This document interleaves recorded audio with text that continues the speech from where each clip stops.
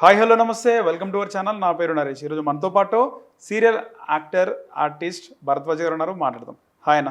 నమస్తే అండి. So beyond serials చేస్తున్నారు, దాంతోపాటు కొత్తగా ఆంధ్రప్రదేశ్కి ముఖ్యమంత్రి అయ్యారు చంద్రబాబు నాయుడు గారు. అంటే ఆయన కొత్త ఏం కాదు, ఇది 4వసారి. కాకపోతే ఆంధ్రప్రదేశ్లో పాలిటిక్స్ ఈ ఎలక్షన్లో మొత్తం కూడా మారిపోయాయి. సంపూర్ణ మార్పు. ఎన్టీఆర్ గారు పార్టీ పెట్టినప్పుడు ఎట్లా అయితే ఉండేనో రాష్ట్రంలో సిచ్యువేషన్, ఒక పెద్ద వేవ్, క్లీన్ స్వీప్, దానికంటే పెద్ద క్లీన్ స్వీప్ అని చెప్పుకోవాలి. సో అప్పుడు కేవలం ఎన్టీఆర్ గారు మాత్రమే మనకు ప్రభంజనం కనబడ్డది, ఆయన ప్రభంజనమే. ఈసారి చంద్రబాబు నాయుడుతో పాటు పవన్ కళ్యాణ్, బాలయ్య బాబు, మొత్తం ఈ ప్రభంజనం కనబడుతుంది ఎక్కడ చూసినా కూడా. ఇక్కడ వైసీపీ వాళ్ళు కనుచూపు మేరలో కూడా కనబడతలేరు. అంటే 151 సీట్లు వచ్చినప్పటికీ కూడా వాళ్ళు కేవలం 11 సీట్లకు పరిమితం అయిపోయారు. మనం చూస్తే కనుక 151లో 5-1 పోయింది, 1-1 అట్లానే ఉందని చెప్పి ట్రోల్స్ కూడా నడుస్తున్నాయి. మీరు చూసారు ఈ ఎలక్షన్స్ మొత్తము. ఎలక్షన్ చూసారు అంటే ప్రచారము, రిజల్ట్ అనుకున్నారా, ఎక్స్పెక్ట్ చేశారా ఇంత ప్రభంజనం క్రియేట్ అవుతుందని? యాక్చువల్గా కరెక్ట్గా ఫ్రాంక్గా చెప్పాలంటే ఈ రేంజ్లో రిజల్ట్స్ వస్తాయని చెప్పి ఎక్స్పెక్ట్ చేయలేదండి. టైట్ ఉంటుంది ఇద్దరికి అని అనుకున్నాము. మ్యాక్సిమం ప్రజలు కూడా కోరుకుంది ఏంటంటే, విసిగిపోయి ఉన్నారు వాళ్ళు యాక్చువల్గా యొక్క ప్రభుత్వం తీసుకున్న డెసిషన్స్కి. కానీ వర్క్ చేయలేదని నేను అనట్లేదు, కానీ సంక్షేమం వైపే ఎక్కువ మొగ్గు చూపి అభివృద్ధి అనేది కనబడకపోయేటప్పటికి భయం వేసింది. ఆ భవిష్యత్ పైన భయంతో చంద్రబాబు నాయుడు గారి పైన ఆల్రెడీ పాస్ట్ హిస్టరీ చూస్తే ఆయన తప్ప ఇంకా మనకి లేదు, మన జీవితాలు ముందరికి సాఫీగా సాగాలంటే మళ్ళీ అయినా రావాలని ఉద్దేశం. ఆయన విజన్కి ఇంకోటి పవన్ కళ్యాణ్ గారి గురించి చెప్పాలంటే నిజంగా చాలా సూపర్ ఫైటర్ అండి ఆయన. ఎందుకంటే 10 years నుంచి మనం గమనిస్తే, ఆయన పార్టీ పెట్టినప్పటి నుంచి గమనిస్తే, ఆయన్నే 2 చోట్ల ఓడిపోతే ఎన్నో మాటలు పడ్డారు.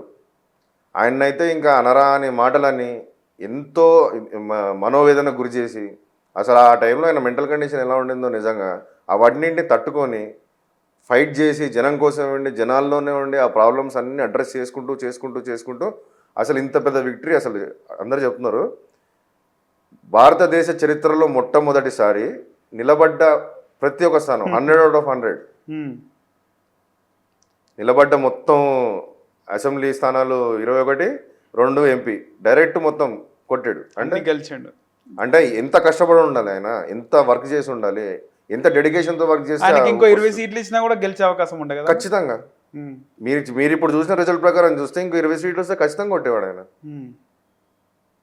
అయితే ఏంటంటే జనాలు కూడా చాలా కష్టం చేశారు. ఈసారి వీళ్ళు కూడా ఈ కూటమి ద్వారా వీళ్ళు ఆలోచించిన విధానం కూడా చాలా మంచిది. ఎందుకంటే చంద్రబాబు నాయుడు గారు కూడా ఆయన చాలా పెద్ద సీనియర్ మోస్ట్ పొలిటీషియన్. యువతరానికి ఈసారి మొగ్గు చూపారని చెప్పి నేను అనుకుంటున్నాను. ఇన్ని సంవత్సరాల్లో జనరేషన్ మారుతున్న కొద్ది రాజకీయ పరిస్థితులు కూడా మారాలి, కొత్త వాళ్ళు రావాలన్న ఉద్దేశంతో పవన్ కళ్యాణ్ గారితో కలిసి ఈ కూటమి ఏదైతే ఉందో బీజేపీ, జనసేన అండ్ టీడీపీ ఓట్లు చీలకుండగా జనాల యొక్క అభిప్రాయం ఏదైతే ఉందో దాన్ని చాలా జాగ్రత్తగా కాపాడుకుంటూ ముందుకెళ్ళారు. రిజల్ట్ అయితే చాలా అద్భుతంగా వచ్చింది. అసలు ఈ రకంగా అయితే అసలు ఎక్స్పెక్ట్ చేయలేదు ఎవరు, అస్సలు. అనే కాదండి, మొత్తం క్యాబినెట్లో జగన్ గారి క్యాబినెట్ ఏదైతే పాత క్యాబినెట్ ఉందో మొత్తం క్యాబినెట్లో ఒక్క మినిస్టర్ గెలవడం ఏంటంటే మిగిలిన మినిస్టర్స్ అందరూ ఎగిరిపోయారంటే అంటే వాళ్ళ బిహేవియర్ అది మనం చూసాం. అది మనం చెప్పాల్సిన అవసరం లేదు, జనాలు చూసారు. వాళ్ళ మాటలు కానీ వాళ్ళ బిహేవియర్ కానీ ఆ పద్ధతి అసలు యాక్సెప్టబుల్ కాదు. ప్రజలే తిప్పికొట్టారంటారు. జస్ట్ ఇది అల్టిమేట్ ఇది ప్రజల నిర్ణయం కదండి. లాస్ట్ టైం ఇలాగే 2019లో ఇలాగే ప్రమాణ స్వీకారం జరిగింది. కేసీఆర్ గారు, పక్కన స్టాలిన్ గారు, వీళ్ళందరూ జగన్మోహన్ రెడ్డి ప్రమాణ స్వీకారం పోయినారు. క్యాబినెట్ అయింది, అసెంబ్లీ స్టార్ట్ అయింది. అసెంబ్లీలో అప్పటికే అందరు ఎక్స్పెక్ట్ చేశారు, టార్గెట్ చేస్తారు చంద్రబాబు నాయుడిని అని. అన్నట్టే చంద్రబాబు నాయుడిని టార్గెట్ చేయడం, అసెంబ్లీలో ఆయన తిట్టడం, రోజా లాంటి వాళ్ళు తిట్టడం, ప్రతిపక్ష నాయకుడు, పనికి మళ్ళ నాయకుడు అని చెప్పి ఇలాంటి అన్ని పడ్డప్పుడు నువ్వు కళ్ళు పెద్దగా పెట్టి చూస్తే ఒకడు భయపడ్డాడు నీకు అని చెప్పి డైరెక్ట్ నేర్చుకోవయ్యా, తెలియకపోతే నేర్చుకొని జగన్మోహన్ రెడ్డి అనడము, ఇవన్నీ తీసుకున్నప్పుడు ఒక సాధారణ మనిషి అంటే ఒక సాధారణ ఎమ్మెల్యే, ఒక నాయకుడు ఇవి ఇలాంటి మాటలు వచ్చినప్పుడు తీసుకుంటాడు. ఆ స్థాయిలో ఉన్నప్పుడు, ఆ స్థాయిలో ఉండి తట్టుకోవడం అంటే చాలా చాలా గొప్ప విషయం. ఎన్టీఆర్ లాంటి మహానాయకుడే అసెంబ్లీకి పోలేదు అనుకుంటా మనకు తెలిసి, ప్రతిపక్షంలో. అవునవును. అంటే ఎలా అంటే అండి, ఇది చంద్రబాబు నాయుడు గారు ఏంటంటే ఎట్లాగైనా జనాలకి మంచి చేసే తీరాలి, జనాలకి ఏపీ ప్రజలకి అన్యాయం జరిగింది, ఏపీకి మంచి జరగాలి అన్న ఉద్దేశంతోనే ఇన్ని మాటలు పడ్డాడు ఆయన. అనరాని మాటలు అన్నారు. మీరు అన్నట్టు ప్రతిపక్ష నాయకుడు సంథింగ్ అంటే అది కూడా కాదు, మరి ఇంకా దరిద్రంగా తిట్టారండి. పిచ్చి కుక్క గజ్జి కుక్క అని కూడా మాట్లాడారు, ముసలి కుక్క అని మాట్లాడారు. ఇప్పుడు వాళ్ళు ఎవ్వరు లేరు, ఎవ్వరు కనపడారు. రేపు ఏంది జగన్మోహన్ రెడ్డి కానీ వైసీపీ పరిస్థితి ఏందంటారు? ఆ పార్టీ ఉంటుందా ఉండదా అని కూడా మాట్లాడుతారు. పార్టీ ఉంటుందో ఉండదో నాకు తెలియదండి. జగన్ విషయంలో నేను ఒక విషయం మీకు చెప్పగలుగుతాను. జగన్ అనే వ్యక్తి అతను ఒక విజన్తో వచ్చాడు, అతను ఒక పని చేద్దామని వచ్చాడు. నేను ఎలాగైనా సీఎం అవ్వాలని చెప్పి అనుకున్నాడు, కష్టపడ్డాడు, తిరిగాడు. అతను కూడా ఎన్నో అవమానాలు పడ్డాడు, గోల్ రీచ్ అయ్యాడు. ఆ విషయంలో అతను కూడా మంచి ఫైటర్ అయినా కాదన్నట్ల. కానీ ప్రజలు తన పైన పెట్టుకున్న నమ్మకాన్ని నిలబెట్టుకోవడంలో ఫెయిల్ అయిపోయారు. కేవలం సంక్షేమ పథకాలు ఇస్తేనే చాలా రాష్ట్రానికి సంక్షేమం అవసరం అండి. ప్రజలకి సంక్షేమం అవసరం. సంక్షేమం ఈజ్ నథింగ్ బట్ కొంచెం పుషప్ ఇవ్వాలి అంతే. ఫ్రీ బస్ కొంచెం అదే కొంచెం పుష్ ఇవ్వాలి వాళ్ళ లైఫ్స్కి అంతే. అంతేగాని లైఫ్ మొత్తం నేనే చూసుకుంటా, నువ్వేం చేయక ఇంట్లో కూర్చొని తిను అన్నంత సంక్షేమం ఎవరు కావాలంటే చెప్పండి. స్కూల్ పోతే డబ్బులు ఇచ్చినాడు, స్కూల్ పోతే డబ్బులు ఇస్తా, ఆటో నడిపిస్తే డబ్బులు ఇస్తా, క్యాబ్ నడిపిస్తే డబ్బులు కాదనట్లా. వాళ్ళకి చిన్న పుష్ ఇవ్వు అంతే. కానీ నీ ఇంటికే 4-5 పథకాలు ఇస్తా, నీకు ఇల్లు ఇస్తా, నువ్వేం పని చేయని అవసరం లేదు, నేను మళ్ళీ మొత్తం నేను అన్నీ లాగేసుకుంటా అని అంటే అది జనాలకు అర్థమైపోయింది క్లారిటీ. ఇప్పుడు ఉన్న పరిస్థితుల్లో చంద్రబాబు నాయుడు సరైన వ్యక్తి అని అందరూ అనుకున్నారు. సో వీళ్ళిద్దరు కలయికలో చంద్రబాబు నాయుడు పవన్ కళ్యాణ్ కలయిక హిస్టారికల్ అనే మనం చెప్పుకోవాలి. 100%. ఒకవైపు మనం చూస్తుంటే చాలా వరకు కూడా నేను కూడా స్టేటస్లో పెట్టుకోవడం జరిగింది. అంటే గెలవక ముందే ఇక్కడ ఒక మాట చెప్పాలనుకున్నా, అంటే ఎప్పటి నుంచో నా మనసులో ఉన్న మాట.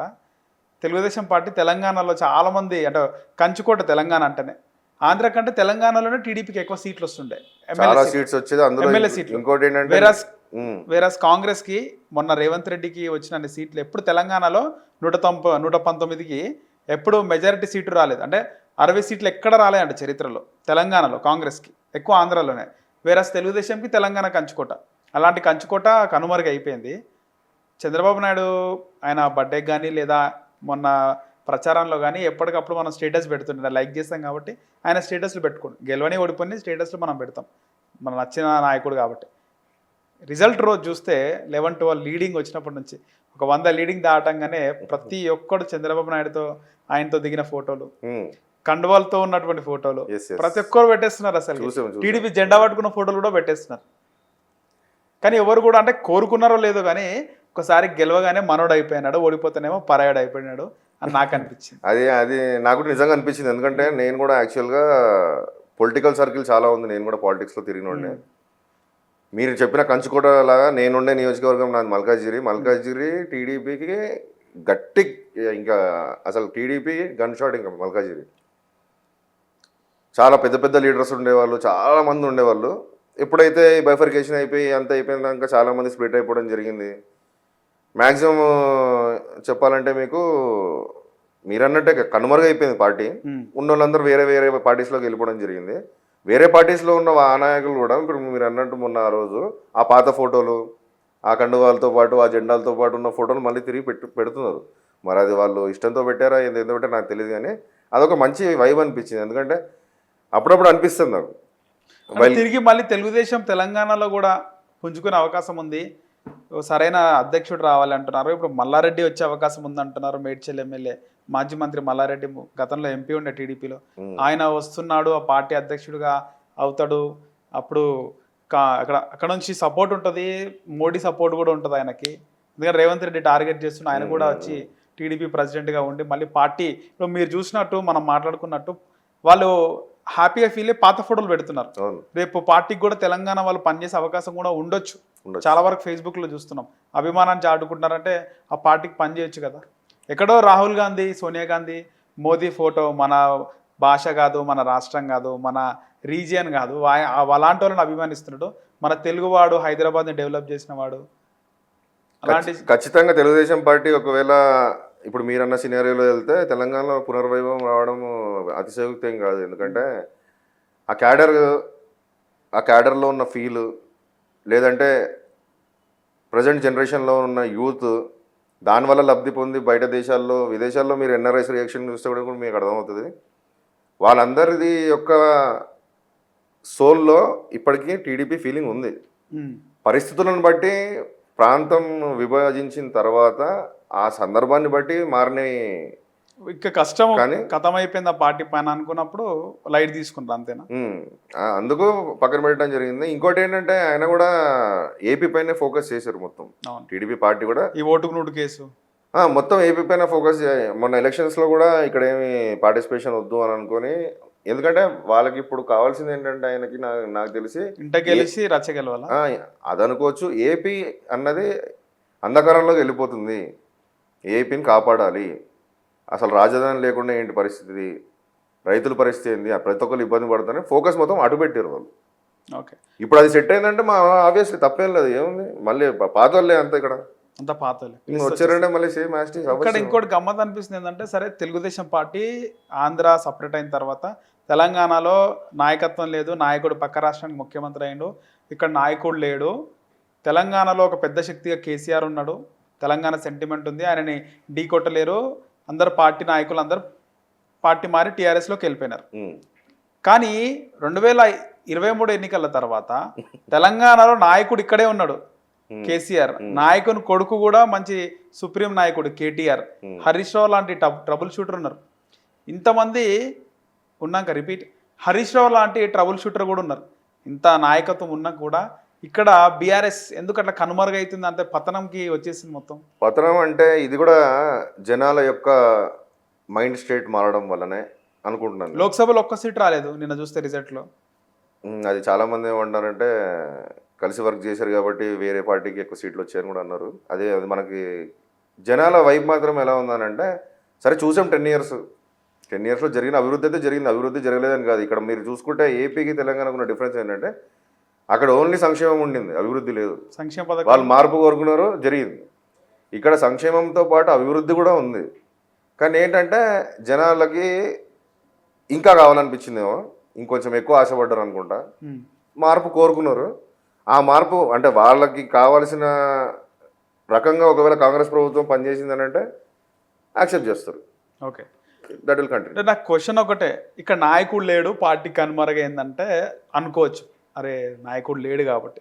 ఇక్కడ నాయకుడు ఇక్కడనే ఉన్నాడు, బీఆర్ఎస్ నాయకుడు కొడుకు అల్లుడు సుప్రీం నాయకులు ముగ్గురు. అలాంటి నాయకులు ఉన్నప్పుడు ఆ పార్టీకి ఇప్పటికే ఎమ్మెల్యేలు ఆల్రెడీ 4 ఎమ్మెల్యేలు, కాంగ్రెస్ అకౌంట్లో 4 ఎమ్మెల్యేలు పడ్డాయి. సిట్టింగ్ ఎంపీలు 7-8 మంది సిట్టింగ్ ఎంపీలు మారారు, పార్టీ మారారు. మనం చూసుకుంటే జహీరాబాద్ కానీ, అక్కడ పెద్దపల్లి కానీ, కడియం శ్రీహరి కూతురు ఆమెకు టికెట్ ఇచ్చినాక ఆమె మారి, రంజిత్ రెడ్డి మారిండు. ఇంతమంది ఎంపీలు మారిపోయినారు, ఎమ్మెల్యేలు వస్తున్నారు. మొన్న అయితే ఒక్క ఎంపీ కూడా రాలేదు లోక్సభలో. కేసీఆర్కి ఏంది పరిస్థితి ఏందంటారు? ఇది జనాల మూడే అండి, ఇది ఖచ్చితంగా జనాల మూడే. ఇది వాళ్ళు వద్దనుకున్నారు అనుకుంటారు. అంటే ఇక్కడ కొంతమంది కూడా అంటున్నారు, అంటే మంచి ఒక మంచి బీసీ పార్టీ తెలుగుదేశము. చాలా మంది చెప్తూ ఉంటారు కదా, కేసీఆర్ గారు ఒప్పుకున్నారు అసెంబ్లీలో, బీసీలకు 100% న్యాయం చేసింది తెలుగుదేశం పార్టీ, ఎన్టీఆర్ గారే చేసినారు 100%. అసెంబ్లీలో. అది అందరికీ తెలిసిన ఓపెన్ ఫ్యాక్ట్. ఇంకో విషయం ఏంటంటే, నాయకుడు లేక నాయకత్వం లేక పార్టీ కనుమరుగైపోయింది, వీళ్ళందరూ ఇందులోకి వచ్చేసారు, ఇంకో పార్టీ రైజ్ అయింది కాబట్టి ఇన్ని రోజులు నడిచింది అని చెప్పి మీరు ఏదైతే అన్నారో, వాళ్ళందరూ ఈ నాయకత్వంలోంచి వచ్చిన వాళ్ళే. యాక్చువల్గా చెప్పాలంటే మారింది కలరే, క్యాండిడేట్స్ అందరూ వాళ్ళే, తెలుగుదేశం అనే యూనివర్సిటీ నుంచి బయటకు వచ్చిన స్టూడెంట్సే అందరూ. అవును. ఏంటంటే ఇప్పుడు వేరే వర్జన్లోకి వెళ్ళింది, ఆ వర్జన్ జనాలకు నచ్చలేదు, ఈ తీర్పిచ్చారు. ఇప్పుడు భవిష్యత్తులో ఒకవేళ మళ్ళీ టీడీపీ పుంజుకొని మళ్ళీ టీడీపీ రావాలి అని జనాలు అనుకుంటే రావచ్చేమో చెప్పలేదు. ఇక్కడ ముఖ్యంగా మనం అనుకున్నట్టు నాయకత్వం ఉన్నాక కూడా ఎందుకు నాయకులు పార్టీ మారాలనుకుంటున్నారు? క్యాడరే ఓట్లు వేస్తారు, అభిమానులు ఉంటారు ఏ పార్టీకైనా. బీఆర్ఎస్కి కారు గుర్తుకు వేసే వాళ్ళు కూడా చాలామంది వేల లక్షల్లో ఉన్నారు, ఓటింగ్ కూడా మొన్న వచ్చింది. కానీ మెజారిటీ లేదు. నాయకులు పార్టీ మారితే ఖచ్చితంగా ఎఫెక్ట్ అనేది ఉంటుంది. మనం చూసినాం తెలుగుదేశం పార్టీలో నాయకులందరూ అయినాడు, పార్టీకి ఎఫెక్ట్ ఉంది. అంటే నాయకులు ఉంటేనే పార్టీ కళ, కార్యకర్తలు క్యాడరు అభిమానులు ఉంటారు. నాయకులు ఎందుకు పార్టీ మారుతున్నారు? ఇది నాయకుల తప్ప లేదా కేసీఆర్ తప్ప? అది కేసీఆర్ తప్ప, లేదంటే నాయకుల సొంత స్వార్థపూరితమైన డెసిషన్సా, లేదంటే నా సర్వైవల్ కోసం నేను వెళ్ళిపోతా, నాకు పార్టీతో సంబంధం లేదు, నేను ఇప్పుడు ప్రస్తుతం గవర్నమెంట్ మారింది, నాకు సెక్యూరిటీగా ఉండాలా, నాకు కొంచెం సెక్యూరిటీ కావాలా, నాకు పదవి కావాలా, ఇప్పుడు పదవులు ఉండవు, నేను ప్రతిపక్షంలో కూర్చోను, ఇలాంటి విషయాలు ఏమేమి మైండ్లో పెట్టుకుని వెళ్తున్నారో తెలియదు. కానీ ఒక రకంగా చెప్పాలంటే మీరు అన్నట్టు అప్పుడు టీడీపీ పార్టీ అపోజిషన్లో ఎన్ని రోజులు ఉందో మీరు చూసారు. 9 సంవత్సరాలు అపోజిషన్లో కూర్చున్నా తెలంగాణలో 20 సంవత్సరాలు అనుకుంటా. ఆ, అంత అపోజిషన్లో ఉన్నా అప్పుడు నాయకులకి ఎలా ఉండేదంటే పొజిషన్ కాదు పాయింట్, జనాలకి వర్క్ జరగాల, నేను అడుగుతా నువ్వు చెయ్యి, అలాంటి నాయకులు ఉండేవాళ్ళు. కాబట్టి అప్పుడు మీకు అపోజిషన్ అయినా గవర్నమెంట్లో ఉన్న వాళ్ళైనా మీకు అంతమంది కనపడేవాళ్ళు. ఇప్పుడు ఈ మధ్యకాలంలో లాస్ట్ టూ టర్మ్స్ నుంచి అనుకుంటా నాకు తెలిసి ఇటు గెలిచాడంటే మొత్తం ఇది ఖాళీ, ఆ వేవ్ మొత్తం ఇటు సైడ్ వెళ్ళింది, ఇప్పుడు ఇది మొత్తం ఖాళీ, అందరు ఇటు వెళ్ళిపోతున్నారు. నాయకుల తప్పిదమంట మొత్తం. నాయకులు తప్పిదమే అంట నేను ఆబ్వియస్లీ. ఇప్పుడు పరిస్థితి ఏంటంటే క్యాడర్ అలానే ఉందండి. కార్యకర్తలు అభిమానించి ఆ కండువా కప్పుకున్నాడంటే వాడు ఆ కండువా మార్చాలంటే వాడు ఒంట్లోంచి ఊపిరి తీసేసుకున్నట్టు ఫీల్ అయ్యే కార్యకర్తలు చాలా మంది ఉన్నారు. చాలా మంది ఇప్పుడు మనం మాట్లాడుకుంటుంటే చాలా మంది క్యాడరు మళ్ళీ టీడీపీలోకి వచ్చేస్తాము, బీఆర్ఎస్ ఉన్న వాళ్ళు ప్రోటోకాల్ లేదు, ఆ పార్టీ పని అయిపోయింది, ముఖ్యంగా బీఆర్ఎస్ ఉన్న వాళ్ళు పార్టీ పని అయిపోయింది, కష్టం ఇంకా ఇప్పట్లో టీడీపీలోకి వచ్చేస్తాం, మాకు గుర్తింపు కూడా లేదు అని అనేవాళ్ళు కూడా చాలా మంది ఉన్నారు. అంటే ఉండొచ్చు, ఎందుకంటే ఇప్పుడు మాక్సిమం టీడీపీలోంచి అటు వెళ్ళిన వాళ్ళే, వాళ్ళకి కాంగ్రెస్కి అపోజిషన్ ఉండే అప్పుడు వాళ్ళు టీడీపీకి మంచి రోజులు వచ్చే అవకాశం. మనసు చంపుకొని కలర్ మార్చుకున్నారు అని అంటే కాదు, ఎందుకంటే అంటే వేరే ప్రత్యామ్నాయం లేక రంగు మార్చుకోవడం జరిగింది. అంటే కండువా రంగు, మనిషి రంగు కాదు, కండువా రంగు మార్చడం జరిగింది. ఆ మనిషి కాంగ్రెస్లోకి వెళ్ళాలంటే వాడు మనసాక్షి ఒప్పుకోదు మళ్ళీ అడిగి, ఎందుకంటే మనం ఇన్ని రోజులు అంతకుముందు మొత్తం ఫైట్ చేసిందే కాంగ్రెస్తో ఫస్ట్ నుంచి ఇప్పటిదాకా కానీ. సో దాంట్లోకి వెళ్ళే అవకాశాలు ఎక్కువ మటుకు ఉండవు. టీడీపీలోకి వచ్చే అవకాశాలు ఖచ్చితంగా ఉంటాయండి. ఎందుకంటే వాళ్ళ హోమ్ గ్రౌండ్ అంటారు కదా, ఆ టైపే. మళ్ళీ సేమ్ బ్యాక్ టు మా పార్టీ వెళ్ళిపోతాం, అక్కడే పని చేసుకుందాం అనుకునే నాయకులు ఉంటారు మోస్ట్లీ. ఎందుకంటే ఇక్కడ సమీకరణలో బాగాలేనప్పుడు ప్రత్యామ్నాయం చూసుకోవాలా. ప్రత్యామ్నాయం ఇన్ ది సెన్స్ ఈ పార్టీని నాశనం చేసి వెళ్ళిపోవడం లేదంటే వదిలేసి వెళ్ళిపోవడమో స్వార్థంగా వెళ్ళిపోవడమో కాదు. ప్రజల కోసం పనిచేయాలని అంటే ఇక్కడ వర్కౌట్ అవ్వట్లేదు అన్నప్పుడు అక్కడికి వెళ్తున్నారు అంతే.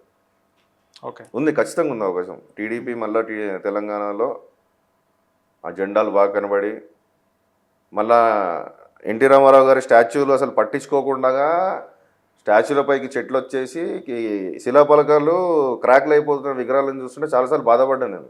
చాలా ప్రాంతాల్లో నాయకులు లేక పార్టీ ఏమంటారు అసలు పార్టీయే ఆ ఏరియాలో కనపడక ఆయన విగ్రహాలు కూడా అలా అయిపోతుంటే కనీసం పట్టించుకునేటోడు లేడా అని చెప్పేసి out of the party, out of the box ఒక నార్మల్ మనిషిలాగా ఆయన అంటే అభిమానం ఉన్న వ్యక్తిలాగా నేను కూడా ఒక 2-3 విగ్రహాలని రిపేర్ చేయించడం జరిగింది.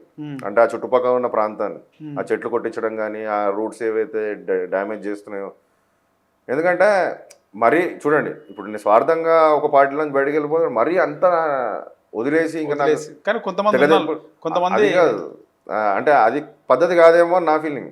అంటే మన పెద్దోళ్ళు ఏం ఆలోచించుకుని వెళ్తారో అది వాళ్ళ పర్సనల్, అది వాళ్ళ ఇంట్రెస్ట్ వాళ్ళది ఏందో నాకు తెలియదు. కానీ మనం ఒక మనిషితో ట్రావెల్ చేసినప్పుడు సరే కొన్ని కుదరలే విడిపోయినాం, పక్కకి నా పని నేను చేసుకుంటున్నాం, మీ పని మీరు చేసుకుంటాం. కానీ ఆ మనిషి కష్టాల్లో ఉన్నప్పుడన్నా పట్టించుకోవాల్సిన పరిస్థితి ఉంటుంది. పూర్తిగా డెడ్ లాగా వదిలేయడం కాదు కదా. ఎన్టీ రామారావు గారు మామూలు వ్యక్తి అండి, ఆయన ఎంత ఎంత ఎంత సేవ చేశాడు ప్రజలకు. కానీ ఆయన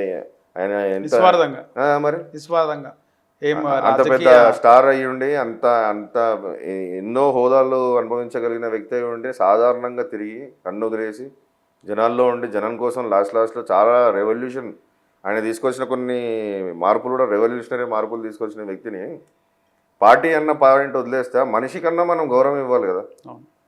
ఆయన అట్లా విగ్రహం కూడా వదిలేసి వెళ్ళిపోయారు చాలామంది, చాలా బాధ వేసింది. ఇప్పుడు మీరు చెప్పినట్టు పునర్వైభవం వచ్చిందంటే ఇంకా మళ్ళీ విగ్రహాలు కూడా మంచి కనబడతాయని చెప్పి నేను అనుకుంటున్నాను. ఓకే, సో మొత్తానికి ఆంధ్రప్రదేశ్లో వైసీపీ కూడా కష్టకాలం ఇప్పుడు అంతే. కానీ ఇక్కడ కేసీఆర్ గారు చెప్పినారు, అంటే ఎన్నికల ముందు ఎవరు గెలుస్తారు ఆంధ్రప్రదేశ్లో ఏంది అంటే నేను చెప్పకూడదు, కానీ నాకున్న సోర్స్ ప్రకారం అక్కడ జగన్మోహన్ రెడ్డి గెలుస్తాడు అని చెప్పి అన్నారు. జగన్మోహన్ రెడ్డి అనే చాలా మంది ఆ ఎఫెక్ట్ కూడా ఉంటుంది కదా, ఒక రాష్ట్రంలో ముఖ్యమంత్రి లాంటి నాయకుడు ఉంటుంది, పక్క రాష్ట్రంలో ఎవరు గెలుస్తారని చెప్పినప్పుడు ఉంటుంది, ఇక్కడ జగన్మోహన్ రెడ్డి గెలుస్తారంటే ఆ ఎఫెక్ట్ కూడా ఉంటుంది కదా. ఉంటుంది. అరే కేసీఆర్ అక్కడ సెటిలర్స్, అరే కేసీఆర్ చెప్తుంటే జగన్ గెలుస్తారని, కేసీఆర్ జగన్కి సపోర్ట్ అని, ఆ ఎఫెక్ట్ కూడా పడలేదా? కేసీఆర్ గారి ఎఫెక్ట్ కూడా పడలేదు అక్కడ? కేసీఆర్ ఎఫెక్ట్ కూడా పడి ఉంటుంది ఖచ్చితంగా, ఎందుకంటే ఇక్కడ వీళ్ళకి జరిగింది, అక్కడ అటు కూడా జరిగింది. కేసీఆర్ గారు పోటీ చేసి ఉంటే ఎట్లుంటుండే ఈసారి ఇక్కడ ఆంధ్రప్రదేశ్లో? అంటే ఇప్పుడు వాళ్ళు ప్రస్తుతానికి ఇక్కడ చూసుకుంటేనే అక్కడ పార్టీని ఎక్స్టెండ్ చేసినారు కదా, ఎక్స్టెండ్ చేద్దాం పెట్టారు, కానీ పోటీ చేసి అక్కడ అటు పోతే ఇటు పోతుంది వెళ్ళాలి అని అంటే మీకు గ్రౌండ్ లెవెల్ నుంచి వర్క్ చేసి అంత సిస్టమ్ ఇంకా ఏర్పాటు కాలేదు అనుకుంటున్నా బీఆర్ఎస్ది ఆంధ్రప్రదేశ్లో. ఎందుకంటే ఇటు మహారాష్ట్ర వైపు అతను తిరిగి చేసిన దాని అంతా కూడా చేయలేదు అక్కడ కాబట్టి అవును. టైం పడుతుంది, ఇప్పుడే అవ్వదు. ఏపీలో కేసీఆర్ వెళ్ళి పోటీ చేయడం అనేది. ఓకే, ఇంకొక రూమర్ కూడా నడుస్తుంది. అదేంటంటే ఇక్కడ ఏదైతే ముఖ్యంగా చెప్పుకోవాలంటే తెలంగాణలో రిజల్ట్ 0 వచ్చింది బీఆర్ఎస్కి. ఆంధ్రప్రదేశ్లో టీడీపీకి ఇప్పుడు ప్రతిపక్షంగా ఒకవేళ ప్రతిపక్షం కావాలంటే జనసేననే 21 ఓట్లు వచ్చింది. కొన్ని సంవత్సరాలు గడిచినాక ఖచ్చితంగా ఏ కూటమికైనా అవి బ్రేక్ డిఫరెన్సెస్ వస్తాయి, మళ్ళీ విడిపోతూ ఉంటారు. గతంలో కూడా చూసినాం, కలిసి ఉంటారు విడిపోతారు, కలిసి ఉంటారు విడిపోతారు, ఏదో ఒక దగ్గర తేడా వస్తుంది. పవన్ కళ్యాణ్ని బీజేపీ ట్రాప్ చేసి ఒక ఆల్టర్నేటివ్గా చేసే అవకాశం కూడా ఉంది ఏపీలో ఫ్యూచర్లో అనేది కొంతమంది రాజకీయ నిపుణులు భావిస్తున్నారు. అట్లా అయ్యే అవకాశం ఉందంటారా? అయ్యే అవకాశం ఉందా అంటే ఇప్పుడు యాక్చువల్గా నేను అనుకుంటున్న దాని ప్రకారం ఇంతకుముందు చంద్రబాబు నాయుడు గారి వర్కింగ్ స్టైల్కి, ఆలోచన విధానాలకి, ఇప్పుడు ఆలోచన విధానాలకి చాలా మార్పు ఉందనే నేను అనుకుంటున్నాను. ఎందుకంటే అది మనం చూడొచ్చు డైరెక్ట్గా. ఆయన గెస్చర్స్ కానీ, ఆయన డెసిషన్స్ కానీ, ఆయన మూవ్స్ కానీ చాలా కొత్తగా ఉన్నాయి.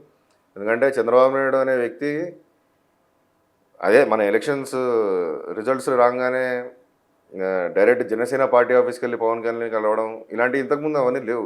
సో చంద్రబాబు నాయుడు గారు కూడా కొత్త రాజకీయం మార్పులు ఉండాలి ఖచ్చితంగా. కలిసి వర్క్ చేద్దాము, వాళ్ళతో కలిసి నేను పని చేస్తా అని చెప్పి కొత్తగా ఆలోచిస్తున్నాడు. కాబట్టి ఇప్పుడు అలాంటి బ్రేక్ ఈవెన్స్ ఏమి ఉండవేమో అని నేను అనుకుంటున్నాను. బాగా వెళ్తారని అనుకుంటున్నాను. ఓకే, అవన్నీ ఏమి ఉండే అంటారు. ఓకే, కానీ ఫ్యూచర్లో మాత్రం ఖచ్చితంగా అంటే పవన్ కళ్యాణ్ ఉద్దేశం కూడా ఉండొచ్చు. అంటే ఒక ఆల్టర్నేటివ్గా నేనే ఉండాలి, జగన్మోహన్ రెడ్డిగా స్కోప్ ప్రజెంట్ అయితే లేదు. పవన్ కళ్యాణ్కి ఇప్పుడే 21 అది రికార్డ్, ఎవరు అనుకున్నా కాదన్నా అది హిస్టరీలో ఉండిపోయే రికార్డు. ఫ్యూచర్లో అయినా పవన్ కళ్యాణ్ చెప్పుకోవచ్చు. ఆయన ఫ్యూచర్లో ఇంకెక్కువ సీట్లు వచ్చే అవకాశం ఉంటుంది. ఆయన కూడా ఇక్కడ చాలామంది మర్చిపోయినారు ఆయన చెప్పింది. అంటే ఆయన ముందేం చెప్పినాడు, చంద్రబాబు గారు జైలుకి వెళ్ళే ముందే చెప్పినాడు, నేను సొంతంగా వెళ్ళి చేయి కాల్చుకోను, నాకు పార్టీ నిర్మాణం అవసరము, సొంతంగా వెళ్ళి నేను మొత్తం మెజారిటీ సీట్లు సాధించలేను, నాకు ఎక్కువ సీట్లు కూడా రావు, నేను ఇంకా నేర్చుకోవాలి ఒకరితో. అంటే ఈ టైం ఖచ్చితంగా నేను టీడీపీతో వెళ్తేనే నాకు సెట్ అవుతుందని ఆయన బహిరంగంగానే చెప్పాడు. సొంతంగా వెళ్ళే బలం లేదని చెప్పి బహిరంగ సభలో చెప్పిండు ఆయన. అదని ఎవరు ఇప్పుడు మాట్లాడలేదు. వాస్తవానికి పవన్ కళ్యాణ్ గారికి సొంతంగా వెళ్ళే బలం లేదు. సో ఇప్పుడు అనుకోవచ్చా మనం ఆ బలం వచ్చేసిందని?